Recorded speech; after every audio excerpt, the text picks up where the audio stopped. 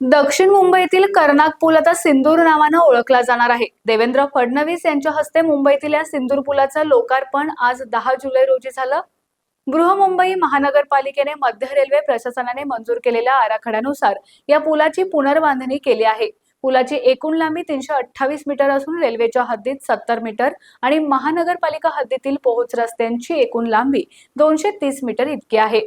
या पुलाला सिंदूर नाव देण्यामागे एक विशिष्ट कारण आहे। काश्मीरमधील पहलगाम येथे झालेल्या दहशतवादी हल्ल्याला प्रत्युत्तर देण्यासाठी भारतीय सैन्याने ऑपरेशन सिंदूर ही मोहीम राबवली होती, ज्यात पाकिस्तानातील दहशतवादी तळ उद्ध्वस्त करण्यात आलं होतं। या शौर्याला सलाम करण्यासाठी आणि ब्रिटिशांच्या काळातील कर्नाक या नावाऐवजी भारतीयांच्या अभिमानाचं प्रतीक म्हणून हे नाव देण्यात आलंय। मुख्यमंत्री देवेंद्र फडणवीस यांनी कर्नाक हे नाव ब्रिटिश गव्हर्नरच्या नावावरून होतं, जो काळ्या इतिहासाची खूण होती असं नमूद केलं।